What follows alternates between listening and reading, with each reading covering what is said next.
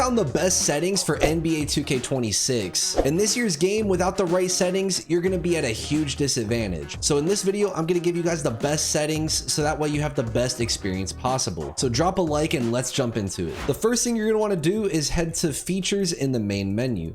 After that, you're going to want to go to customize HUD. Once you're in customize HUD, you guys are going to want to head down to shot feedback and you're going to want to change the visibility to all shots. This is going to allow you to see the coverage on every single shot taken by anybody on the floor. In this year's game, they brought back the ability to see the exact contest percentages. Obviously, the lower the contest percentage, the bigger the green window. And then if it says wide open, that means you had the biggest green window possible. The next thing you're going to want to do is head to perfect release animation and sound effects, and you're going to want to change your visibility to all shots. This is going to make it so you can see the green animation for anyone on the court. For the graphic, of course, set this to whatever you want. And then for the placement, I like to keep this on above player. This next setting is one of the most important settings in the entire game. Head over to shot meter shots and you're going to want to turn the visibility for shots to off. By turning your shot meter visibility to off, you're going to get a major boost to your green window. I don't know why 2K doesn't state this in the game, but the devs confirm this before the game comes out every single year on Twitter. So make sure if you want the biggest green window possible with the highest percentage chance to make every single shot, you turn your shot meter visibility off. Another reason why you have to make sure the shot meter is off is because this year there is a pure green window. There is no RNG with the shooting. So if you release your jump shot within the green window, you will green it every single time. So you want to make sure your green window is as big as possible. And that's why you need to turn the shot meter off. There's also no high risk, normal risk, or low risk settings. So the setting is that much more important. Your visibility for layups, this one doesn't matter as much. If you turn this off, you will get a boost to the green window on layups. But if you're not used to layup timing yet, I recommend keeping this on. You're not really at a huge disadvantage by doing this. However, like I said, if you do not turn off the visibility for your jump shots, you will be at a major disadvantage and your green window will be significantly smaller. Same thing for free throw. If you turn off the meter, you will receive this green window boost. And then for your graphic, color, size, and placement, this is all personal preference, and this is only for the shot meter. So if you're turning off the shot meter, these settings do not matter. For the rest of these settings, you can keep these on whatever you want. They're all personal preference. And for the rebound indicator, I would keep this on. This is brand new to the game this year. This allows you to see when you perfectly time a rebound. So I would keep this on.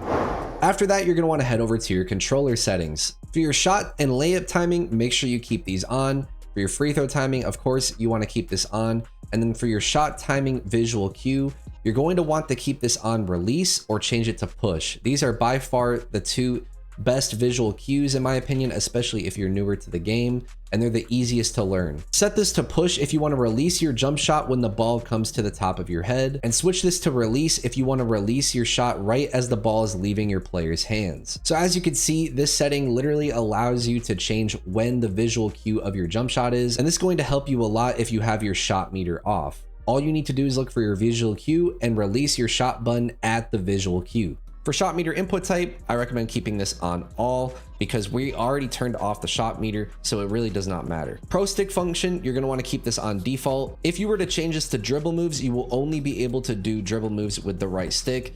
And you don't want this because you want to be able to trigger layups and dunks with your right stick. It's actually very important to be using your right stick for layups and dunks instead of your shot button. So I do not recommend switching it to that.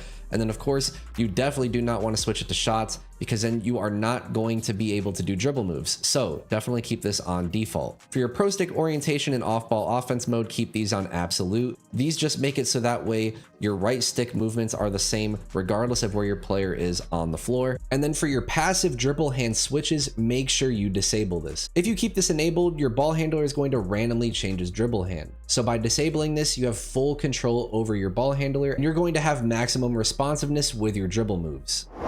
In your passing settings, you're going to want to change your icon passing to full receiver control. This allows you to temporarily control the receiver when you're icon passing. All you need to do is hold down their button, and then by moving the left stick, you can actually change where their position is on the court. So that way you can avoid lane steals and you can get better passes off. For your pass target profile, if you play online, you want to keep this on default, but if you're mainly an offline player, change this to openness. This setting does not work online, but when you're offline, openness will make it so whenever you pass with the default pass button, your player will automatically throw to the most open receiver every single time. This used to work online and it was extremely overpowered. For your pro stick pass type, change this to flashy. The reason why I like to change this to flashy is because whenever I bring up the icons, I never flick the right stick to pass the ball to a teammate. So by changing this to flashy, now that actually gives it proper function for me. So basically the way this works is you bring up your passing icons by pressing R1 or RB, and then you just flick your right stick towards whatever receiver you want to pass to. Once you do this, your player will throw a flashy pass every single time, and I personally like doing this over pressing the flashy pass button combo because I notice this gives you consistent flashy passes every single time. For your hold lob pass button, I like to change this to cut to basket. You can already perform skip passes by icon passing, so by changing this to cut to basket, you can actually quickly tell your receiver to cut to the basket, which is really good in scenarios where you're maybe running 5 out or where you see your receiver has a wide open lane. You can literally tell him to cut to the basket for easy layups and dunks. For your receiver control, change this to handoff/pitch pass. We already enabled full receiver control for our icon passing, so by changing this to handoff/pitch pass, all you have to do is hold circle or B, and your nearest receiver is going to come to you for a handoff. This is really nice because if you end up in a sticky situation where you're getting double teamed or you pick up your dribble, instead of throwing a sketchy pass it might get picked off, you can have the nearest receiver actually come to the ball and you can give the ball to him with a safe, easy handoff. Call for pick and roll versus fade, you want to keep this on manual. Double team reaction, keep this on auto. Help defense button function, keep this on double team. For pro stick defense, I recommend keeping this on camera relative. They did change this by default to camera relative this year. It used to be on absolute, but that's because of the way that they changed the right stick defense in this year's game. If you change this to absolute, it's going to be different than in years past. However, definitely try out both and see which one you like more. For your vibration function, keep this on whatever you want, but for your trigger effect, I personally highly recommend turning this off. I just think the adaptive triggers aren't immersive, and I think that they drain your controller battery a lot quicker if you play wirelessly. So if you do, I definitely recommend turning this off. For your box out assist strength, you can set this to whatever you want, but I personally like to set it to 100. I don't know if it really helps that much, but if I'm boxing out, I want as much assist as possible. Why not? So I put it all the way to 100. Now in your normal game settings, you're going to want to make sure that you scroll all the way down and you're going to want to turn that motion blur all the way down. Motion blur just looks really bad in my opinion, and it just makes the graphics look poor and it just makes it less immersive in my opinion. It doesn't look as smooth. I like turning this motion blur all the way down. I think it provides a much better gaming experience. And then for the camera shake, I like to turn this off personally. However, if you like having it on for immersion, feel free to keep it on. And that's going to do it for the best settings. If you found this video helpful, make sure you guys leave a like and hit that sub button for more NBA 2K26 content. I'll see you guys in the next one. I'm out. Peace.